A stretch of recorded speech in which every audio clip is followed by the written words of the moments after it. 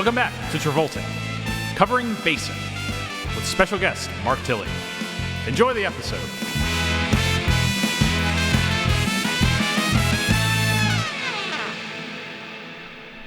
And we're recording. Yeah, this is our most basic episode yet, I think. Have we had a more basic episode than this? No, I think this might be the most basic we've ever gone. What's after basic? After Basic? What do you mean, what's after Basic? Basic. Would you say After basic training, you get sent to the military. Well, no. It goes basic, and then from basic, The Punisher is our next film. No, it starts off with basic, and then it gets to primary, then it gets to perfect. I have no idea. Primary? I have no idea what this. I was joke making is. a primary colors bit. Fuck. Let's cut. No, you have to own that. I have no idea what just that Welcome was. to Travolting. Welcome to We Travolting. are covering. Yeah, Stuart's the one. He's really jumping into it. We're covering the 2003 John Travolta and Samuel Jackson vehicle. Basic. And let me tell you, this movie is anything but basic. Why the This title? is complex. The movie. Yeah. It's a good title. It is a good title. No, it's not. It's a great title, Well, But it's a whole. It's a line in the movie. Travolta says, "Murder is basic." but it's like funny. Because the movie's funny. It's not 'Cause basic. the movie's funny. I think it checks out. Did you? Stuart's over there editing the episode live right now. To the listener at home, we came into this. We're coming into this episode hot off of an hour-long setup process. Yeah. Which ended in me drilling microphones into a table So that is not made to have drills into it. I hope the audience can hear this new experience they're experiencing. This is our first episode on our new microphones. We got new microphones and we got these gator stands, which, A little questionable. well, listen, we all know I hate White Castle. Oh shit, it's coming. We all know I hate White Castle. Never had White Castle. Ever. If anyone likes White Castle on this show, like, I want you to sneak into your parents' bedroom and murder your own mother. What? Shit. No, don't do it. Don't listen don't to do him. I am not condoning violence, but if you eat White Castle, that is violently horrible. That is a choice. That is a violent choice. That is a violent choice against the nature of humanity, and you should be shamed for it. Shame, shame, shame. Game of Thrones, shame. Do they have French fries at White Castle? Terrible French Then I fries. bet they're good. Their fries are awful. Okay, Their so burgers are If awful. we're talking fries, real quick, No. has anyone tried the new Wendy's fries? They have new fries. Is this just the They changed their recipe for fries again? because, like, you know how Wendy's, like, the fries would always be like wet. Yeah. Soggy. Like, you get Wendy's fries and they're Soggy-ish. like soggy. The good kind. What are you talking about? talking about? Get out of here. Wendy's is always the worst fries, but they changed their recipe now, and they like put them in a little batter before they fry them. Oh, they're crispy as hell. They're really good. Batter, like, is it like a Nando's wedge where it's like flaky kind of? Kind of, yeah. It's like the lightest little batter, so it's nothing major. But like, you bite into a Wendy's fry now. Do they still have There- the skin? There's a little, yeah, oh yeah, they still have the skin, and there's a little crunch to that. There's a little crunch to those guys now. But you like a wet fry. I do This like the is wet likes fry. a wet No, I fry. want to hear more about a wet fry. I just like the feeling of, like, you know, when you bite into a juicy burger from like a fat burger restaurant and the grease Not White drips out- Castle, though. not White Castle. Fuck White Castle. There's literally cow shit. No, I'm serious. I'm dead serious, guys. Literally, White Castle, what they do is they don't butcher their cows. They just scoop up their manure. And am I gonna get a defamation lawsuit for this? No, Not No. telling the truth. This is Speak totally your truth, This is without malice. This is without malice. I took a media law class. I know what it's defamation is. non-actionable. And they scoop up the cow's shit, Mark, and they pour it into troughs that go down this whole route. Cut to factory of just piles of cow poop, where they have the cookie cutter slice. It goes through an oven. They have the frozen square White Castle patties that are not beef at all, but actually cow shit. There's a YouTube documentary called "The Truth About White Castle." You're lying. No, this It's like Food Inc. except specifically Well, what are their about fries White made out of? I don't know. Their fries are also probably like, I don't know, cow hooves. It's baloney. So No, the soggy, when you bite into a burger and you feel like the grease drip Oh, out I of forgot the end. this was a second tangent on a tangent about. You start talking about the White Castle again. And then imagine that sensation, but eating a fry. Do you like the sogginess? Do you like buy French fries? Do you leave it in the bag for like 30 minutes? Well, I'm so always it can just like sog up. I'm always picking it up from like drive-through. Like I'm always driving home, and I don't like eating on the road. Like I hate eating while I'm driving. I'm not a fan of it. How about eating and walking? No, can't do that either. Okay. So like normal times, what I do is I have to like pick it up. I have to drive home. I get into my apartment. I flop the McDonald's or Wendy's bag onto my kitchen counter, and then I eat it. So when it's like crisp, crunchy fries, which you're describing, they get cold and they're not as good. But the soggy fries are good whether they're hot, So like an oily fry. or lukewarm. So, like, am I being a little basic here? Or You're being a little basic. Crispier the better. on a well, you know fry. what else is That's basic? What I say. Wait, John Travolta in Stuart, 2003. Stuart, that story had so many twists. You might as well call it the 2003 motion picture Basic, directed by John McTiernan. John McTiernan. You go clap here. Yeah, we're swinging back to the Basic talk here. John McTiernan, Yes. the director of Die Hard, Die Hard with a Vengeance, The director of Predator, The director Hunt of- for Red October, and Last Action Hero. Of course, this guy who is very prolific in the 90s up to like the early 2000s surely went on to have a phenomenal mid-2000s, 2010s career after this movie, right, Jeff? You You see, ran into some troubles, I think. the thing about John McTiernan I think is he had some issues. he's in a little thing called director jail. But the reason why he's in director jail is because he was did in jail a little jail? bit of time in real jail. Wah, wah. So yeah, this week we are covering the last film of acclaimed And what a action way to go filmmaker out. John What a way to go McTiernan. What a final film to go out on. He before- literally, it's like a wink at the camera at the end. Yeah, a little bit.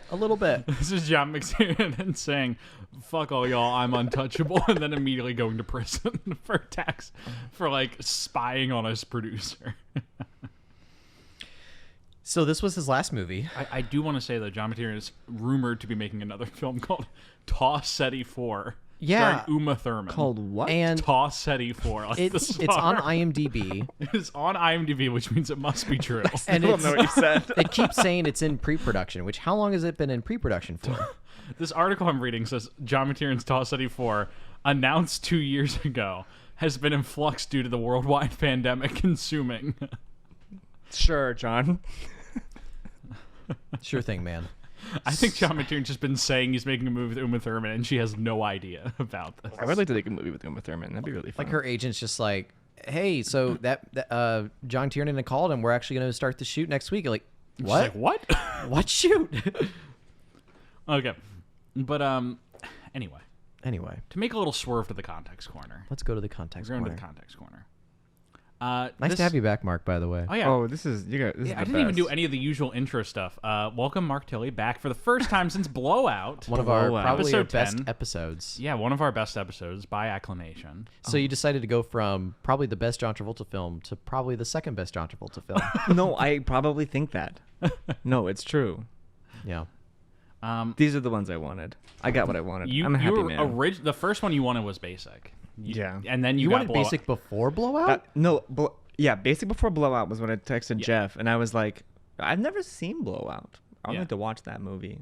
There were a bunch of Travoltas, like even Battlefield Earth, but I was like, You can't. no, do I it. think Jeff needs to just kind of like be on his own for that one. That's a special Jeffy. Well, No, but Basic was the first one I Yeah, thought of. he called Basic before Blowout. It was Basic Really? and Yeah. Ladder 40. Yeah, Yeah. and Ladder 49. Basic, Ladder 49, then Blowout. Well, no one really remembers how good Blowout was. Mm-hmm. As we learned, because it was a major flop. Yeah. Yeah.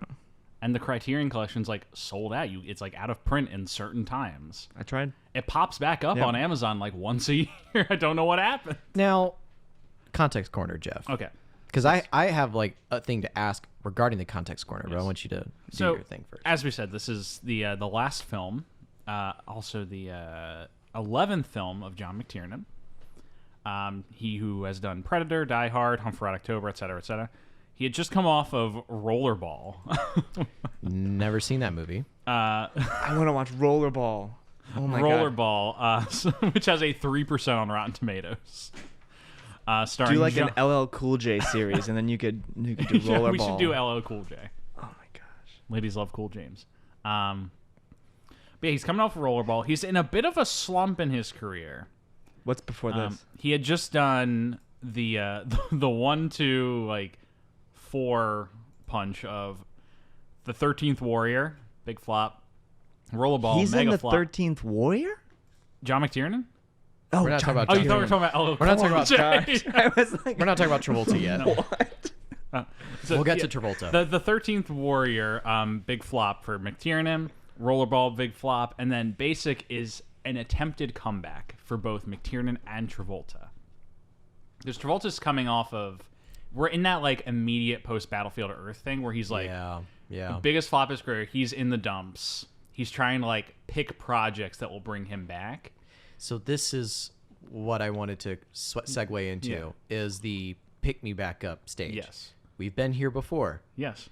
with After Olivia Blow. Newton-John, Eyes of an Angel. Yes. Right. No, Two of a Kind. Two of a kind. Does he come back with Olivia Newton-John to He be comes like, back with Olivia let's Newton-John. re-hit the greats again? We did so good on Grease. Let's come back and do a rom-com with the two of us. And so this is very obviously... And I knew nothing about Basic at all, except for what Jeff told me previously, which was it's like Two of a Kind, except instead of Olivia Newton-John, it's Samuel Jackson. Yeah, so he's getting back with Sam Jackson. So I thought, oh great, this is gonna be a John Travolta Samuel Jackson vehicle.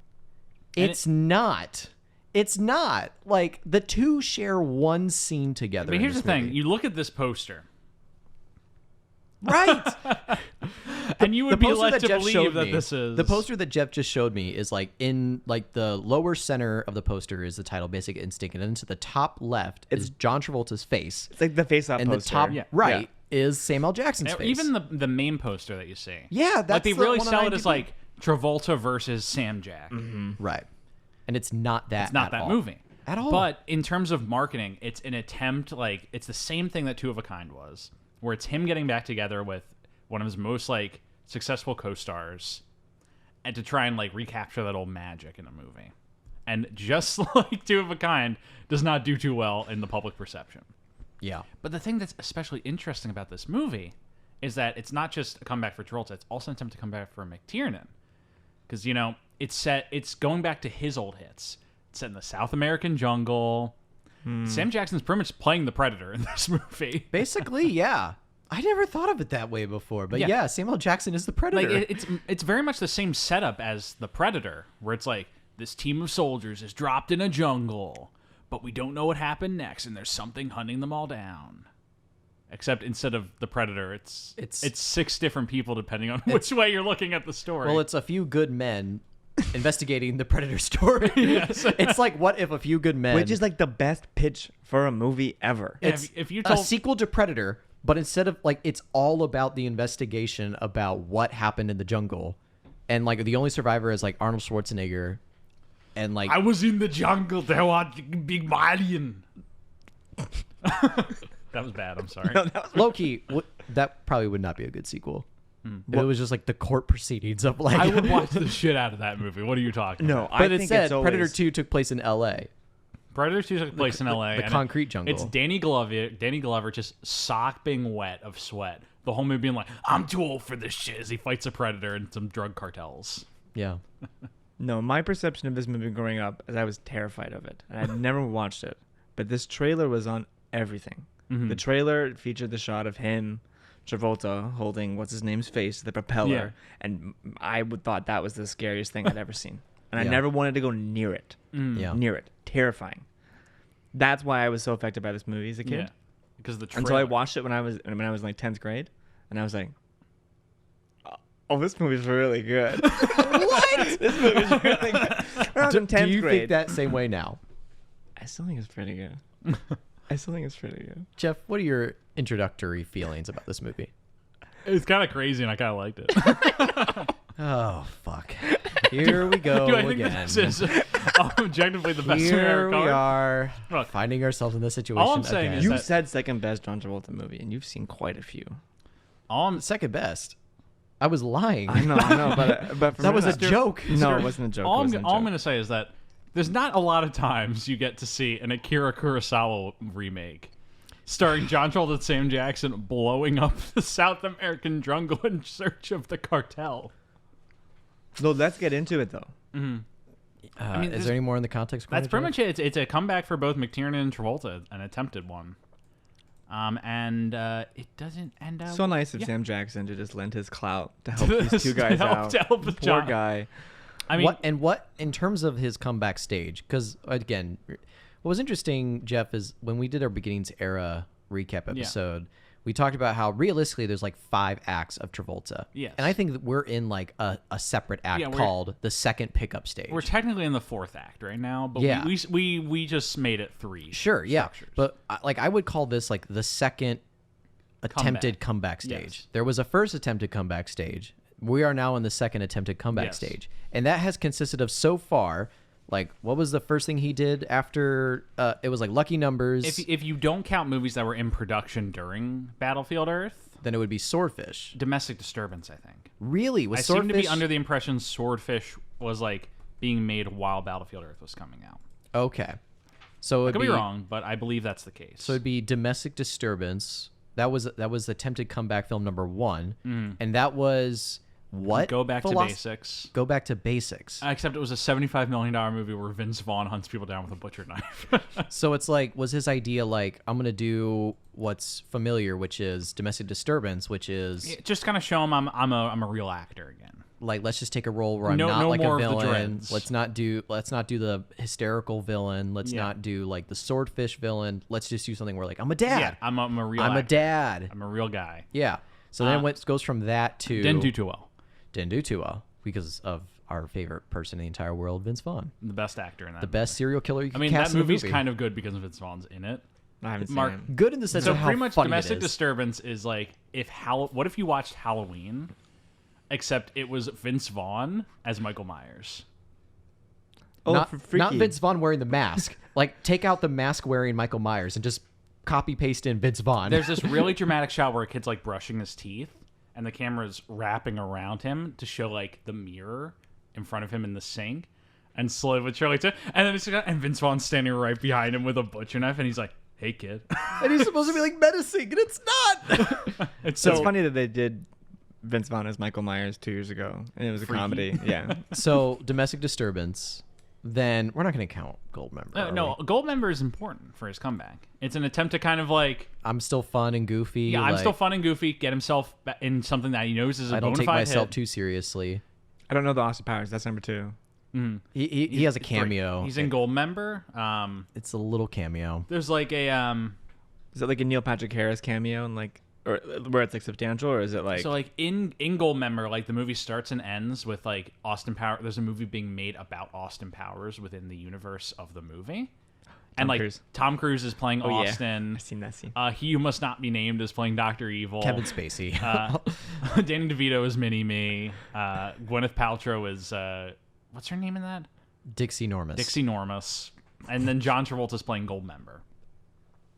So he's playing himself as Goldmember in Austin Pussy. Yeah. I think if he's putting himself along like the ranks of those people in that caliber, he's making a point. He's making a point. He's like, okay. I'm one of these. So we'll count that in the comeback stage number 2 era. Yeah. And then it's this movie. Yeah, it's basic. He goes back to basic. So then, back to basics. Then it's now get it's it? Yeah. There's we get it, Jeff. We get it. and this is the put Sam Jackson and I on a poster together. Yeah. It's going to be a surefire hit. It's going to be a surefire hit. And it's gonna, and I'm working with, a guy who's, brought a lot of careers into new stages. Mm-hmm. Yeah. I'm talking about the guy who made Bruce Willis an action star from his days in comedies. Yeah. It's true. Not an action movie though. Yeah. Which is, but it's, I wondered if he was kind of just like, this is like a big charismatic part and I need to be like shit-eating grin all the time. Do you want to hear something wild though, Stuart? Yeah. What? This movie, which, is set with has a fair few explosions, it's okay. Cost less money than Domestic Disturbance. What the fuck was Domestic Disturbance? Was a $75 million movie that has one piece, one fight scene where two dudes are swinging axes at each other, and one part where a building catches on fire. It's gotta be John Travolta's paycheck. That's all I can. Maybe Vince Vaughn was pulling big numbers. But was he pulling big numbers by domestic disturbance? Like, that was 2001, right? Yeah. He wasn't. No. What had he done then? Was he hadn't done? Had he already done, like, what was it, Swingers? His or? Psycho, right? No. Oh, he had done yet? Psycho. Okay, yeah. He had done Swingers. Can we? I think I might have said this on that episode. Can we just roll back and think about how funny it is that, like, when Swingers came out, it was Vince Vaughn and the other guy, and nowadays it's Jon Favreau and the other guy. No. Like, Yeah. Jon Favreau came out on top in the long run on that. I like young Favreau. I love young Young Favreau's good. I He's good love in old movies. Favreau. He's good too. Old Favreau's given us good stuff from the director's chair, so kudos to him. He gave us Jungle Book. He gave us The Mandalorian, too. He gave us Jungle Book. He gave us The Mandalorian! Back the fuck off! Chef. He gave us Chef. Chef, sorry. No, Chef is a movie all about the studio taking your thing away from you, and like, he's like, I got to get back to basics and make something deep from the heart, and then he goes on, he makes 3 more studio things right afterward. He's like, all right, I hit my quota for the heart. I'm going back Chef. in. Yeah. But no, I love Johnny Favs. So shall we hop right into the plot Get into basic. The very basic plot of Basic? We got to get basic. Last time we had like such an easy, like a segue title. It was probably perfect. I can't think of any other movie title where we had this many easy segues, segue jokes. Oh, just got to get back. Well, I just want to say the first shot of this movie immediately is not basic. Because it shows... Oh, it rules. Well, it's a helicopter flying over the Panama Canal. Yeah. And we know it's the Panama Canal. How? Well, text appears on screen, but it doesn't say the Panama Canal. It says Canal Zone Panama. And I'm like, this movie's already not basic. It's changing names. Changing names on me. It's already twisting the narrative. God damn. Get it? All right. So then we got voiceover narration by Connie Nielsen. Yes. Connie Nielsen. And she's talking about the building of the Panama Canal. Is that right? Or is that later? And she's just talking about like crimes and politics. Yeah, and the they're crime and politics within and... like South America, particularly Panama and Colombia and all that stuff. I remember there was some part where someone monologues about the building of the Panama Canal and the amount of like bodies that were just like thrown into it. Yeah. Can anyone like replay a scene word for word after watching this movie, or do we all just know this in blobby chunks? Because that's how I remember this movie. When I try and recap a scene in this movie, I'm like, which of the 7 versions am I thinking of? Well, I wanted to play we played it at the end, but it's just like, describe what happened in this movie in 1 sentence, or just like, what's this movie about? I wrote my sentence. We can do it later. We'll do it after we get to the plot. No, but yeah, no, it's quite a game. This movie is quite a game. It's quite a game. Let's try that for like the scenes and all that stuff. Let's see if we can just like narrow down a scene into like, if we could do it in a few as words possible, but like 1 sentence, because I don't think we can. So I wrote a note that says profit and death. So I believe she mentions like the intersections of profit and death. Profit and death, America. Yeah. Okay. There's a great flash forward of her in the lightning, though. Yeah. So moody. No, it's so fun. And it's storming outside. It's raining. It rains this entire movie. I want to say this has one of the greatest IMDb trivia pages I've ever found, in which it's mostly just John McTiernan saying crazy shit, but then your classic IMDb guys who go on there and they're like, this is a big thing, and they type the most obvious fun fact. 43 out of 47 found this interesting. It's raining almost the entire movie. Yeah. Yes, it is. Is that tropical weather for you? However, John McTiernan did say the rain gives the movie a feeling of being in a strange, enchanted place. No, it's just raining. I can't argue with him. Like, they're just all wet all the time. It's a very soggy movie. Like the soggy fries from Wendy's that we used to have. So you love it. You love it. I do kind of like the soggy fries. No, it's cool when a movie is just lightning the whole movie. Yeah. That's fun, I think. I like a good movie that's set over one night, and I like a good stormy movie. Only good way to do a movie. Stormy. Like, when you hit me with the pitch of your movie is like, they have one night to solve this crime. Ooh. I will admit, time crunch movies and like when they take place over a short period of time, That's why fucking Avengers Endgame sucks. And like every over single time, 23 years. It's set over such a long period of but time. you need all that thunder constantly because it's like anytime there's like a thunder crack, there's a twist. Yeah. So you need that thunder like constantly. Is this like the Godfather Tangerine bit where whenever we see an orange, somebody dies? It's like whenever there's a thunder crack, there's a twist. It's true though. Oh my God. But yeah, there's a helicopter going through a storm, and we first get introduced to Sam Jackson. Yes. Sam Jackson's in this helicopter, and he already, we can tell he's the guy in charge He's of this playing operation. Master Sergeant Nathan West. That's what I'm talking about, baby. The names are, I mean, the names play Is a it? really. It's probably not his No, name. we're going to talk about is that really his name?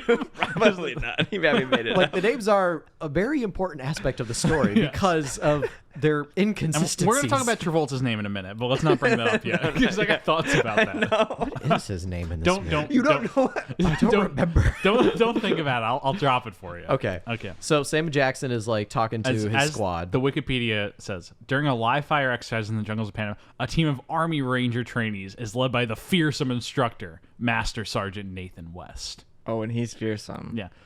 The first line he has in this movie is him yelling, Rangers! Oh my God. Jesus Christ. He's just Sam Jackson like, Rangers, we do not fear anything. We go into the jungle, you come out of the jungle. Rangers! I think this He does opening say is so Rangers good. a lot. He's yelling a lot of shit about Rangers. I think this opening is so good. Yeah. My big complaint with this movie is I don't think it's edited very well. It's not edited very well, but the stuff that's happening is so cool. You like, I mean, even when I haven't watched it in like 10 years, but like, you drop a bunch of Army Rangers off in the forest, you pick them up the next day, and they're all killing each other. Yeah. I'm like, Good pitch. I'm like, I'm good. I'm curious. I'm hooked. I'm good. What happened? Yeah. No, that's like, yeah, it's great. So- Yeah. You hate that pitch, don't you? You think it sucks. Well, You think it's crispy.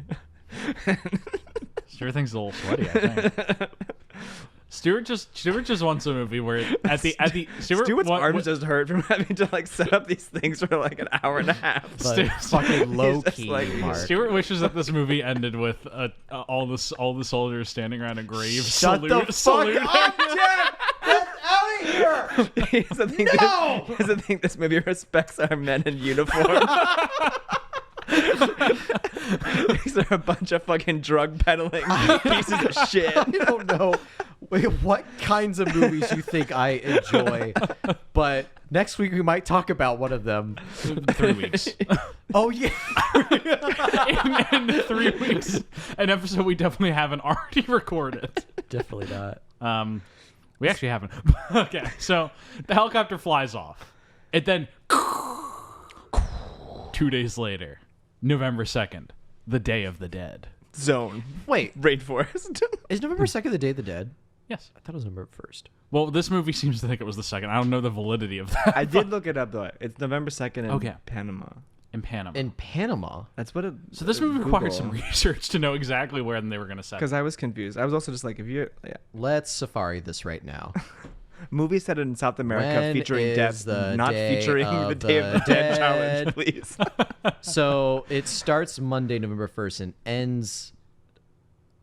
Like, wait, is November day collectively the 3 days or sometimes for the It's like the a holiday it's like itself a strictly. it's a stretch. Oh yeah, it is a little bit of a stretch. Days So of the I mean, Dead. there's like days of Days the of the dead Dead. technically. So it's the Day of the Dead. Sure.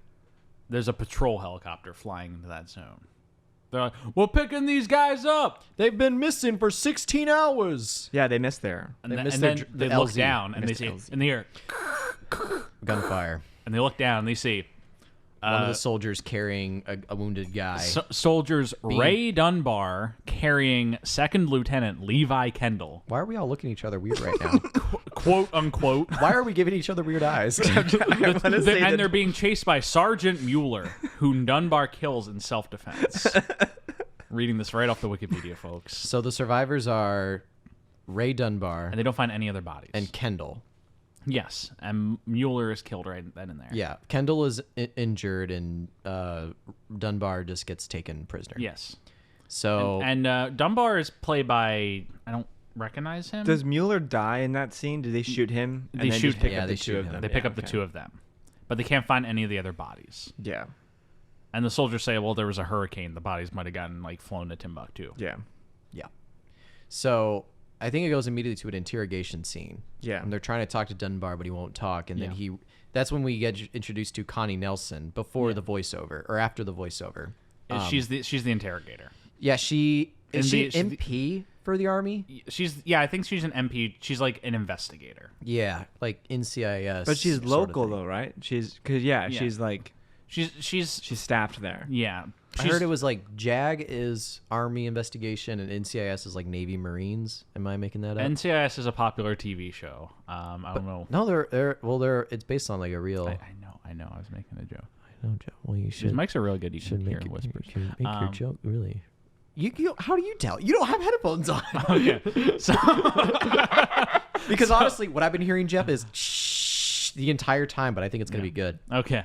So these mics are really good. Though. So yeah, I'm actually really. Connie geeking Nielsen's out. introduced doing a dodgy, perhaps a little dodgy accent. She's a Danish. Where's Connie Nielsen from? She's a Danish actress. She's Danish, yeah. Trying to do like a southern accent. I'm Dutch. Isn't that weird? But in Panama, like she keeps switching between her accents. I think it helps though sometimes when people struggle to do an American accent, you just yell the whole time. Yeah. I think it helps though. 'Cause she's really yelly. You Yeah. kind of like Yeah, just she is. so loud you're not like paying attention to the accent. I missed it. When it comes to doing like American accents in movies, like it feels like unless you're really good at it, you either yell or you whisper everything. Or you just like kind of casually are like, yeah, I'm from fucking Chicago. What do you know, huh? Yeah. Like you're Martin Freeman in Black Panther, where he just shows him. He's like, yeah, I'm from Chicago. What's up? Does he say that in Black Panther? No. But Oh my he's doing God, like that'd be- he's doing like the most basic Midwest accent. No.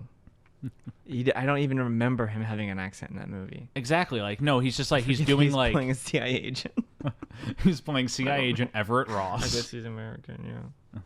American hero. So she's investigating Dunbar, and A real we're hero. 30 minutes and into a this. real human being. Jeff, look at me. Yes. We're 30 minutes in already. Good. 3 more to go. So she's investigating Dunbar, and Dunbar won't talk. Yes, he And won't. He writes down on a note, "I will only talk to an army To a fellow ranger. to a fellow army ranger who I do not know, Yes. or doesn't know me. I don't know, one or the other." And so and he writes down at the bottom 8 with a circle around it. with like a period after too, so it looks like it means like page 8, but that doesn't make sense. Yeah. It's gonna come back So later. it's very important. Very so important. the commander of the facility, Bill Stiles, which is just a good name. It is a good name. Oh, the only real name in this movie, perhaps, played by Tim Daly, who we must celebrate. I think. Wait, what did I just? He looks like somebody. I just saw Tim Daly in something. What did I just see him in? The guy who's playing her like commander or the guy in charge the sergeant? like the head of the the head of the colonel? base or something like yeah, that. the colonel. I just saw him in something, and I cannot remember for the life of me what it was. Remember. It might have been this, and I'm just very much like looping back around into it. He looks kind of like. No, I'm not gonna say it. But he does kind of the line of like. I remember. I just watched My Neighbor Totoro, and he voices the father in the dub. That's so cool. Mm-hmm. Yeah, he's My Neighbor Totoro film with the best dad in movie ever. If I sing the My Neighbor Totoro theme song right now, you guys gonna get in trouble. No. Totoro, Totoro, Totoro, Totoro, Totoro. And you will be with Totoro. I have stopped giving a shit about copyright rules because we just wholly dropped I'm never gonna give you up into one of these episodes. yeah, and we can't make money off of it. You should drop it where I sang the Totoro theme song. just drop the Totoro theme into this. Listen, Jeff always says like it's fair use, man. It's like I don't know if it is because we haven't had copyright strikes. Wait, our episodes have been demonetized. Not that they? we're making any money off of it. Have they? So the Never Gonna Give You Up at outro, like we can't make money on the what episode did we play that on? General's Gonna- Daughter. Yeah. Did like it? So the the General's system Daughter- just pick it up? Yeah, it picks up Never Gonna Give You Up, and it said you can have this. It won't count as a strike, but you can't make money off of this episode. I think it's worth it. We should also right? we should monetize these. we can't be demonetized if we weren't monetizing them in the first place. Right. Yeah. Anyway. same thing with Austin Powers Goldmember because we played Soul Bossa Nova. Chevy Nova. That's Sorry. Okay. So Bill Stiles, head of the base, head of the military in this country, seemingly. We are never going home. He calls his friend. Who does Well, he call? I just like he says that classic line of "I know just the guy." And we cut to like some seedy apartment in Panama City. Yeah. And it's the Day of the Dead outside, and they're celebrating. And we just hear John Travolta on the phone. Before we see him, we hear his voice, and he's just like, I've never taken a bribe in my life. Yeah. Yeah, he's like, I don't know, like, you're accusing me of something, and like, well, I'm just taking this drug dealer's word for it. And it's like, I've never taken a bribe. Like, he's DEA. And the movie's setting up the idea of there's multiple viewpoints to one story, and you don't know what the truth is. Oh, yeah. That's But anyway, so basic. He hangs up that phone call and answers. Turns from around, and what does he look like, Jeff? John Travolta. Would you see him wear? Because he's wearing a towel. Oh, yeah, he's wearing no shirt. He's wearing no shirt. What does he look like, Jeff? He's buff and wet as fuck. He like, were those real abs? He's looking a little Be swole. honest. He's looking great. Be They're real. honest. Do you think that was real? Because Sure. he was buff. He's got that like that dad buff. He's dad But buff. it's like Where it's dad like- buff who goes to the gym. No, dad buff. it's like not afraid to eat a whole pizza. He's like beefcake buff. But he but goes makes to the some gym. moves. But he Yeah. goes to the gym. Like he's got abs. He's got Yeah. pecs. Oh my god, the Yeah. pecs. Cut to the pec rating. Yeah, that's the pec rating. The pec. But then the hair, Yes, which I think now would be a good you time. just want to bring it in. Let's bring it into the hair ranking. Cue the hair ranking music.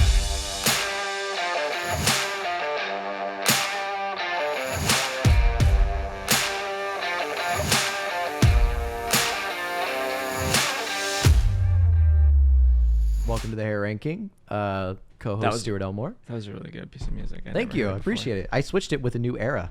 So we had era music, era appropriate You know, I hair could ranking. have music. just asked Michael to compose hair ranking music. You could have. Yeah. I would. Maybe I will for the next era. Yeah, for the next era, we should do Michael composed hair ranking. For hairspray? Yeah, maybe. Well, next era Taking starts a- with taking a Pelham. Take a Oh, pale okay. hand, 1, 2, 3. So, this is very similar to like it's the short hair. Yes, we're back in short hair zone. We're back from in Lucky short Numbers. hair zone. It's like kind of like broken. Broken hair is a little bit longer. This is very similar to the Lucky Numbers hair. Yes, thank you. I was about to say It's very like it is- angular. So his hair. literally put very- it below Phenomenon above Lucky Numbers. Okay. It's the exact same as Lucky Numbers, like buzz cut, not floofy short. Which floofy short is like the Look Who's Talking, Perfect, and all of the movies he did in the 80s. Yeah. like that's like the floofy short hair. Do you think he's But now in Lucky number Numbers, 21? in Lucky Numbers, and in this movie, Basic, he's got buzz short hair. Yeah. So it's different. Like it shows he has like a military background It's because dyed he has short though, hair. right? It does read a little bit dyed. Like he would Because probably he starts dying like... I know he starts dying like after 2010. That's where it's don't very know. obvious. I don't know if he's I dying think he's yet. starting to die at this point, but like his hair's mostly still black. Like Yeah. he just has a little bit of grays that he's like. Is he gray in this movie? Not in this one. He Well, in he goes a 4 little gray for the weeks- second half of another movie that's coming I was out. to say in 4 weeks we're gonna talk about another movie where That was a big note. I'm sure we all wrote that note down, right? He goes a little gray. it was a little gray. He's letting himself be. I mean, he's gray at the end of Swordfish Yeah, when he blows up all the terrorists in he the is yacht. gray. Have you seen Swordfish, Mark? No. Mark, you should watch Swordfish. You should watch No. Swordfish. It's a movie I owned as a lot. My dad would always be like, no swordfish. Mark, No swordfish for you. Swordfish is a like a 98-minute movie, and we talked about it for like 2.5 hours. Hugh I does can that. back that up. Hugh does that right after Wolverine. Is it like a post Wolverine, like after X-Men 1? Does he do that? Oh Or is yes, that- yes. Yeah, It's like immediately after X-Men. immediately after the two. Yeah. So John Travolta gets a call from the Bill Stiles. Bill Stiles about No relation to Harry. the whole thing, and so he has a Southern accent. Yes, his little Southern. It's accent. his usual Southern accent. Yeah, it's the John Travolta Southern accent thing he's got going on. Yeah. He Oh, and can we talk about his name? what's his name, Jeff? He is his name is Tom Hardy. DEA agent Tom Hardy. Yeah. Yeah. He's got a. For the rest of this episode, I'm only going to just say Tom Hardy to really confuse our. He's a. So Travolta goes to the base.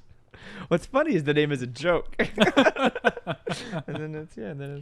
Travolta goes to the base. Yes. And he immediately starts talking to Bill Stiles about, like, why do you want me here? Like, I'm a DEA agent. It's like, well, you said you only want to talk to an Army Ranger. Connie Nielsen's very against the idea. He's like, sir, we could have called anybody to talk to this guy, but we called literally the worst person to talk to. This guy's under investigation. He's got a lot of allegations against him. And he's like, but man, you haven't seen him in an interrogation room. He's good. He is good. Because his first step is, you're doing an interrogation room? Get him out of the interrogation room. He knows he's in an interrogation room. Yeah, exactly. He's like, where is he? Everyone's is he like, what? It's like, is he in an interrogation room? And it's like, yeah, he is. Like, get him out. Like, why? It's like interrogation rooms have a knack for looking like interrogation rooms. This guy's so smart, fellas. Oh man. So before he goes in, Styles pulls him aside and tells him some secret information that we are not privy to. Yeah, a little like, hey, I had this. There's a thing I have to tell you that I can't tell Connie Nielsen here, and then Connie Nielsen just watches them. Blah, blah, blah, blah, Connie blah, Nielsen really much gets the shaft in this movie on everything. It's like, why can't she be in here? It's classified information. I know. Like, why didn't you tell me that? It's classified information. Like, she's a fucking MP of the space. Yeah, that's where that. Yeah, that's it was a bit of an issue doing that. I think for the movie to work. It did not stop. Petty Officer Jeffrey Gibbs in CIS. Whenever he was investigating a murder of a Navy person, seaman. A seaman. He got classified information because it was Gibbs. So I also want to say this movie, like right from the start, has that very McTiernan like look to it. It has that like 80s action movie blue hue to it. Yeah, it does. It's like. Yeah, and then there's constantly he's pumping in this like red light into every scene, so it looks like this whole like it's not a bit that this whole movie's color palette is red, white, and blue. Yeah, no, it is. Like there's a lot of even when it's in the middle of the rainforest is all blue. Like he does that moonlight as like a dark, as like a deep blue. A lot of red lights just pumping in from nowhere seemingly. And then a lot of white lightning flashes. Yeah. No, there's a scene later on where Taye Diggs is just like in the tent with Giovanni Ribisi or whatever, and he's just like holding a red flashlight. He's just holding a red flashlight in his face. Yeah. And I'm just like, yeah, there's no reason he needs to be holding a flashlight in his face. But it makes the scene look so cool. Yeah. Because he's just pumping, he's giving himself like a little red underlight, making himself look so scary. And not only is he holding like a flashlight under his face, it's a red flashlight under his face. Yeah, he's just, I know. Like, it's just cool shit like that. I think it's fun. So Interrogation room. No, it's not. It's not an interrogation room. It's like a cafeteria. They do the interrogation in a cafeteria. Yeah. And so Travolta like immediately just comes in and he like throws him a donut. I know. Well, and he tells Connie beforehand. Bad cop. He's like, you're going to be the bad cop for this. Yeah. And which this bit I kind of liked actually. I do like John Travolta's such a dick to Connie Nielsen in this so movie. Terrible to her at first. But like, I mean, it works. Yeah. I mean, yeah, he's a genius in interrogation rooms. So. And he's like, I bet you $10 I get him talking in 3 minutes, in under 3 minutes. And so he walks and he slaps a donut at the guy, and eventually like gets him to like talk. And Travolta's just like, you probably think I'm giving you this donut in hopes that you would talk, because people don't sit down and eat and not look at each other and not talk. And I'll tell you, I think it's possible. My parents did it for years. This guy's just like. He's given him all what the secrets. What the fuck did you just say? He's like, I'm gonna eat this donut. He's giving Dunbar like all the interrogation room secrets as like a strategy. Yeah. Because then like, Dunbar talks about like like a little bit about the squad. Yeah. About like their relationships to each other, like Pike, how like Nathan West and Pike were like at each other's throats all the time, and like West was always like threatening Pike, and how just there was like animosity there. But then he gets to the story all the way up to the chopper, and then he says, "I won't tell you what happened in the jungle." And then Connie Nielsen goes hot. It's like you're gonna go away for the rest of your life. And John's like, "Whoa, whoa, whoa, whoa!" Can we talk about the movie like while talking about spoilers? We're not blowing anyone's mind here.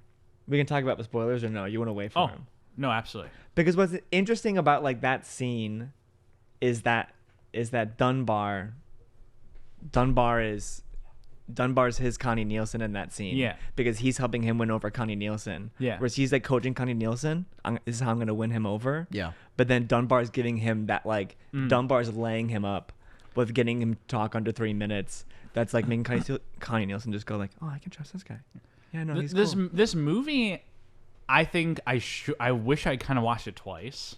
Yeah. Because I feel like all these early scenes have such a new texture to them when you think about with the twist at the end. And they set up the bit where it's like, yeah, they just got to tell the right story or whatever and like, it is. You think it's Travolta and Nielsen walking in to interview Dunbar, but it's really Travolta and Dunbar. It's their like audition trying for her. to lead Nielsen in the military to finding the drug smuggling operation.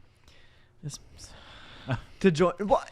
We'll just say it what it is. They're fucking GI Joes, and they're like a version of like the Losers, which is like the bananas twist of the movie. You're just like, this is like a buddy comedy.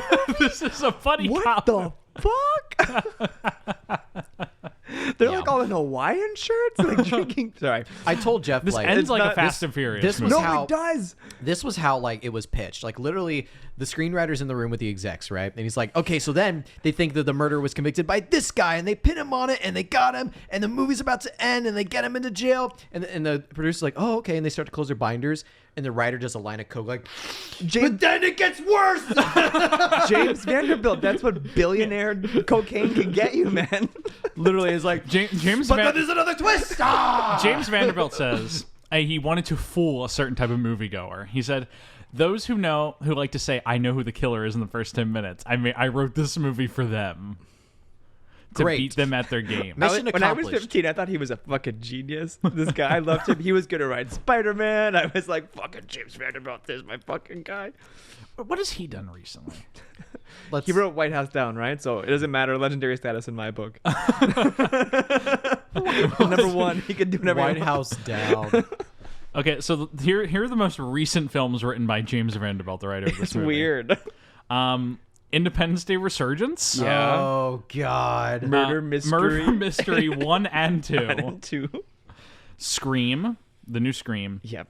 And Transformers: Rise of the Beasts, which I'm ready for. I didn't see the new Scream. Was it good or was it really hasn't bad? come out yet. When does it come out? In January. February. What? It's very strange that they're releasing a Scream movie in January, 4 months after Halloween. But they advertised it during Halloween, and it's like the fuck. Big news! Per the Transformers: Rise of the Beast IMDb page, Ron Perlman is playing Optimus Primal. Yeah, of course he fucking is. It was hard to talk. It was hard to talk about the movie without talking about the spoilers. We had to get them out of the way because there's just too many. So John Travolta, we didn't really even get them out of the way. The audience at home is like, "What are they talking about?" So John Travolta interrupts Connie Nielsen. Is like, "Whoa!" He's like, "Listen, Dunbar. Like, clearly we're doing like the good cop, bad cop thing." She's like, "What the fuck you doing?" I know. Man? It's like you set me up. This schmuck's playing bad cop with you. No. And then they walk out, and he's like, "You owe me $10 now," because I got him talking. And so they decide, well, we're gonna go talk to Kendall.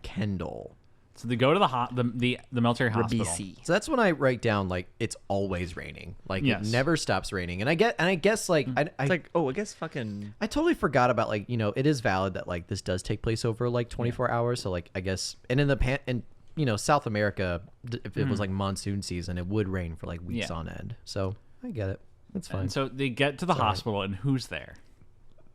The most unexpected appearance in this movie, Harry Connick Jr. Love it. I love it.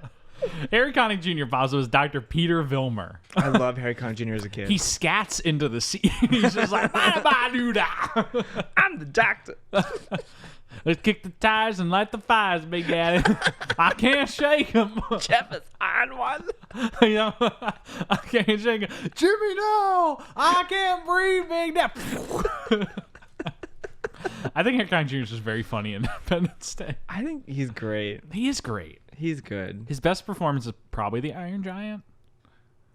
Oh, yeah. Question mark? No, of course. Of course. I watched him and John Grisham's Mickey a lot as a kid, where he plays a dad who like is like being like pursued by the IRS for tax fraud, and so his kid is like 13 and can't play in the under 12 baseballs anymore, and so he like moves his kid, changes his ID, and so it's about a guy just cheating at children's baseball by putting his 13-year-old, and you're like rooting for him the whole time.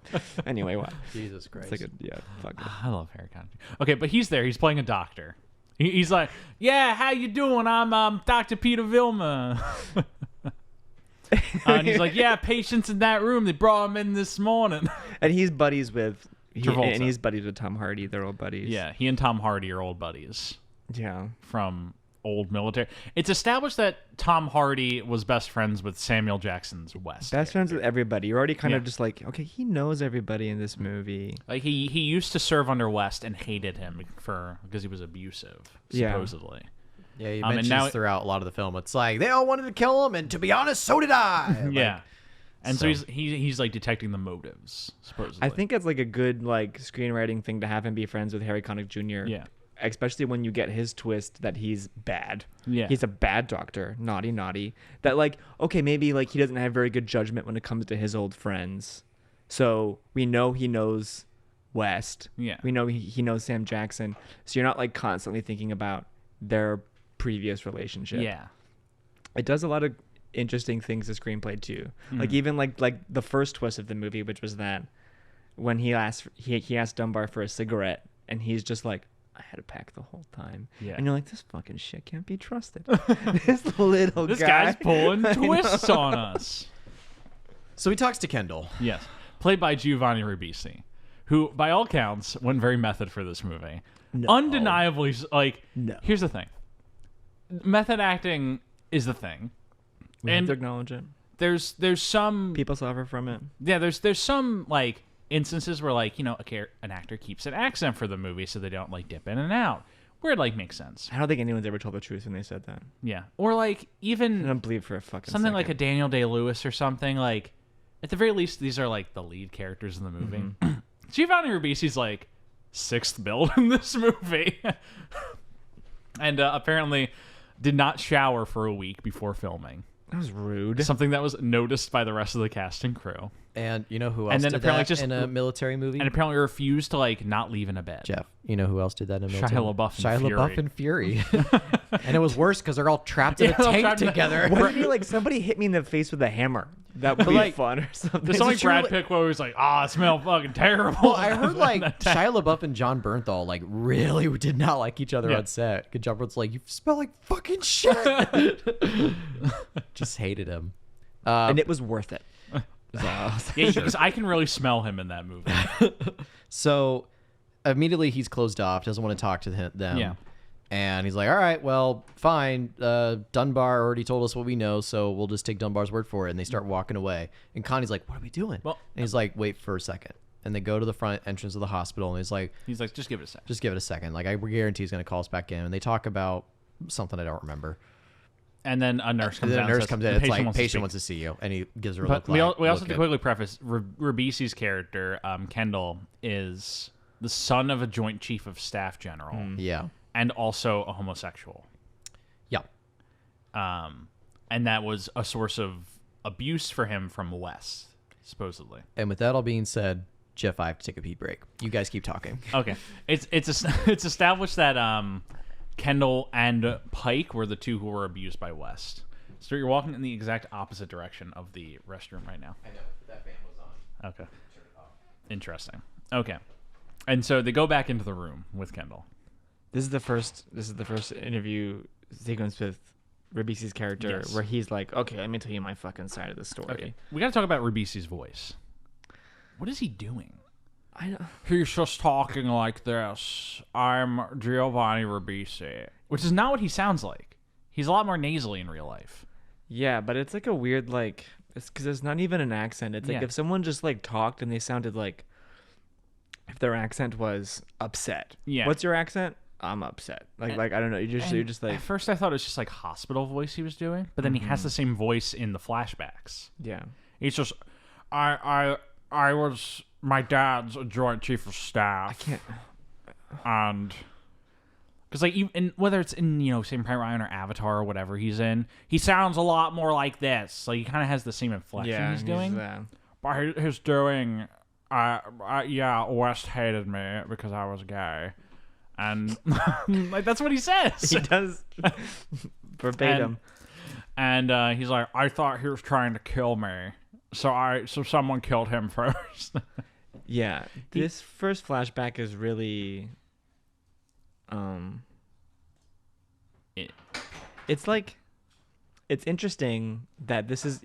I feel like you don't even get to the end of the story that you realize that his version of the tale that West is dead. Yeah, and that's really confusing. Because everyone's just kind of like, oh, we don't know where Wes and the other people are, and the movie's failing is that like I feel like as soon as he talks to Dunbar the first time, she'd be like, where's West, like the boss, and you're like, oh, he's fucking dead. Hey, he's dead. You guys see this? Yeah, this is called unobtainium. It's funding our entire exposition, and there's I think it's a good fucking name. I like unobtainium rules. What is he gonna? This is what's powering the entire operation. And those savages built the tree on top of the greatest unobtainium deposit on the planet. Next time someone's like, no one remembers a single quote from Avatar. Listen to this basic episode. I'm like, I saw my buddy Jeff once. This operation is being funded not to learn about them, but to get them to move base.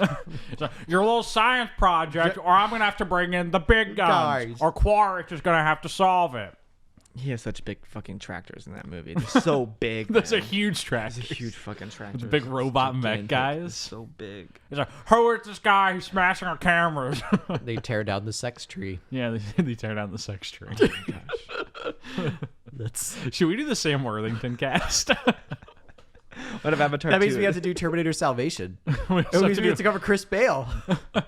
We have to cover what was that Greek god movie he did? Clash of the Titans. And then he did Wrath of the Titans.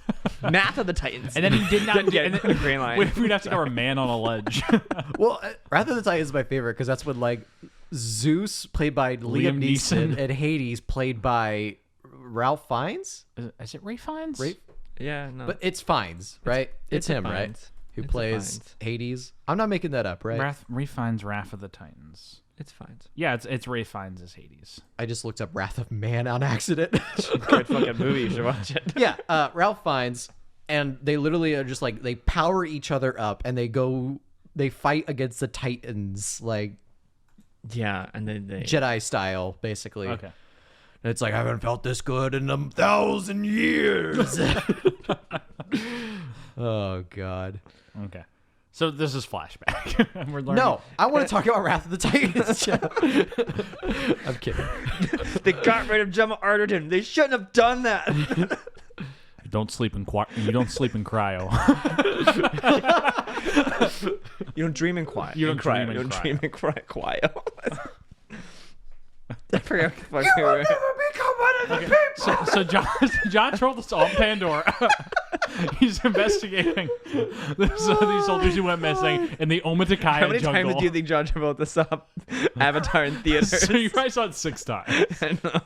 Jeff, we're an hour in. Every story about John Travolta that I've heard is that baby. Every story I've heard about John Travolta is that this dude just like really enjoys just like hanging out and having a good time. Yeah. And I bet he saw Avatar 7 times in 3D, and every time was like, I just don't know how they do it. Okay, so I mean, visually, it's just a masterpiece. Guys, let's get back to basics here and talk about basic. So it's a flashback scene. Yeah, Kendall is talking to them. Yes, and he's like, tells me them and the story. Pike were both hated by the. I think he's doing a good Rabisi, is he not? Me and Pike were both hated by West. He hated that I was homosexual and had something out for this Pike guy. I think it's all right. Yeah. West had this thing where he said there were 3 accidents a year, and that one accident he would cause on one of us. And then he winked at me. He winked at me. I knew he had it out for me. I knew it was either kill or be killed. But then he continues. Which, by the way, the look that Sam Jackson does do, it's fucking good. Is like he's like, I'm gonna murder you. Yeah. It's the Nick Cage face-off psychopath look. Yep. Yeah. But Sam Jackson is doing that. Yeah. And he's Pause. There's a car alarm going off. But for our audience, just imagine Sam Jackson. Imagine Nicolas Cage in Face Off doing that I'm Sean Archer look. Now, copy and paste Sam Jackson's face on that. It's kind of like if you want to do it at home for yourself too. It's like put your chin to kind of like your chest, and then look up in the mirror and the smile as big as you can. It's the and now Kubrick you're style. doing it. Now you're doing the smile. Jeff's doing it. Jeff's got a really good one.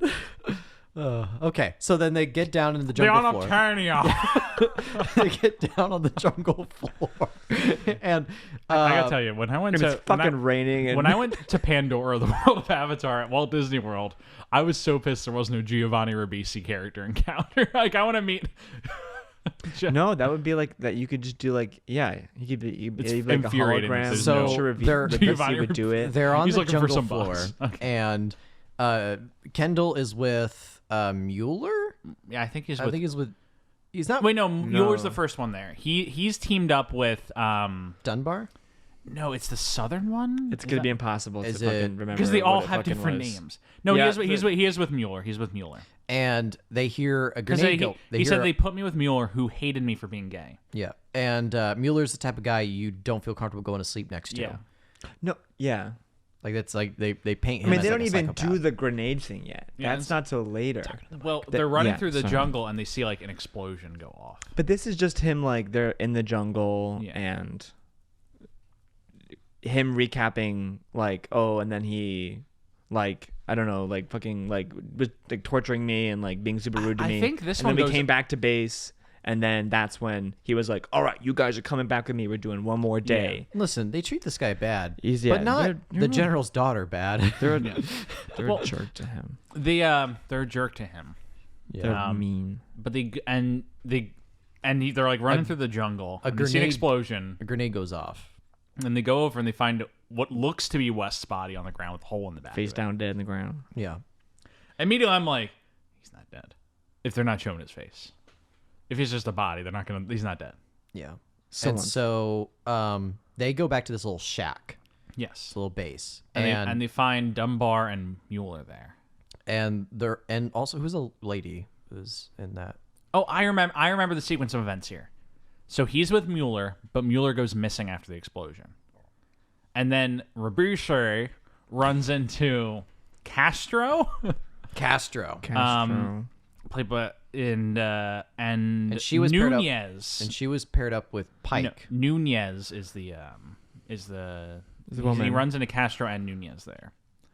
And they were paired up with Pike. One of them was paired up with Pike, but Pike is missing in action. Because he said, I lost Pike. When did you lose Pike? It's like, I don't remember. Was it before or after the explosion? I don't remember. So Then they later on, she says, oh, I remember now. It was before the explosion. It's like, oh, now you remember? So they go on to the bunk. They go into this little shack, and there's 5 of them there. Everyone except for Pike. And they're all And they're talking like, about who it. killed West? And then And Pike they all shows up. think it's Pike. They all kind of unspokenly think it's Pike. Yeah. 'Cause No, they it's think like- it's Kendall. No, they think it's Pike. Pike. Yeah. And so Pike shows up. No, they think it's Dunbar. I think it's Castro. No. They think it's so, Pike. So Pike shows up. I love at the end of the movie, they're like, "Oh, what are our fucking names? You Dunbar, Pike." It's like, it's actually none of our names. You're like, what? What are your names? It doesn't matter. I'll tell you after the credits. We're I'll section tell you after the seven. credits Section roll. After we get these people out of the theater, What if we'll that tell had you been our the names. post-credit scene of them all just like saying their names? It's just Connie Nielsen looking around the table. Your name is Jeff. Okay, Jeff. Jeff, favorite color? Purple. Jeff, purple. Icebreakers. Stuart, orange. Got it. And so then eventually Pike comes in. And And we're all looking at him. They're like, we're trying to figure out who killed West. And he's like, you don't have to wonder. I did. Dun, dun, dun! Lightning strike. Yeah. Organ music. Dun-dun-dun-dun. And so in Roberto's retelling of the story, is this where it ends, or does he continue it? No, I think he Well, continues. the guns whole- go off. Yeah, there's like a fight breaks out because they try and restrain Pike, but I think Dunbar not Dunbar. Mueller shoots him, and then Yeah, Mueller goes crazy. He points a gun at Pike, and then he points a gun at Kendall or something. Or no, like Castro is also like pointing a gun at somebody. I can't get any of these flashbacks I straight think- with what happens. No, in it's this shit. impossible to even try to recap I wrote it. that down. It's like back and forth times 1,000. The stories keep changing. No detail stays the Yeah. same. And so, like, at one story, it's like Mueller's the one who starts the fire, the shooting. And then the other story, Dunbar's the one who starts the shooting. The other one, like, Castro and Pike start the shooting. It's all. But what happens, what everyone is clear on is when the shooting starts, Castro dies, Pike dies. Pike dies, Nunez dies. Nunez dies, Kendall gets shot, Yeah, in the wounded, leg. and then Dunbar picks up Kendall and starts running to the jungle. Yeah. And is chased by Mueller. Mueller. Yes. That's where those details of all the stories sync up. But Yes. what the predecessor of that is what always keeps changing. So Travolta at this point thinks, well, we have a sure hit confession. That was totally Yeah. that was totally that was it. cohesive. That was a cohesive story. Yeah. Which I'm like, Travolta seems a little too like eager to just like knock this out. Yeah. But then like the ulterior motive from the end of the movie is like he's just trying to get Nielsen to like pick Yeah. up the scent Yeah, he's trying to get her to think he. because she give a she shit. can make legal action on this. He can't. Yeah. I don't understand what their plan was. So it's very convoluted. I'm gonna look at my sentence. So, So- where am So I and at the end of it, Curious to Rubishi's go back like, to you just Dunbar. gotta tell the story right. Yeah, you just gotta tell the story right. So And then so they they go leave- back to Dunbar. They go back to Dunbar. and he's denying it. He's like, well, Yeah. Kendall's a liar or whatever. And He's like, did he tell you about the drugs he's peddling? right. And they're like, what drugs? Kendall wasn't doing anything like that. He's the son of a Joint Chief of Staff. And then Dunbar produces a drug, like a cocktail needle.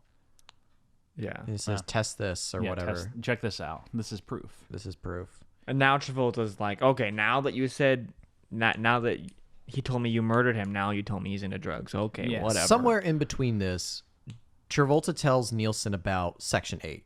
Yes. Where they're like, so like we're getting all these weird contradictory confessions, and it's like, let's look at his note, and they're looking for clues, and they see, what was this 8? And then that's when John Travolta tells her, well, Wes trained this like secret group. No, we don't learn about that until after Ribisi explodes. Just go through it. Because he writes 8. It's on impossible to recap. It's impossible to recap. Jesus fuck. Okay. Okay. So they So- go back to Ribisi. But we do get the line where she's like, this seems so complicated. Why would they murder each other? I don't get it. And Charles is like, murder is basic.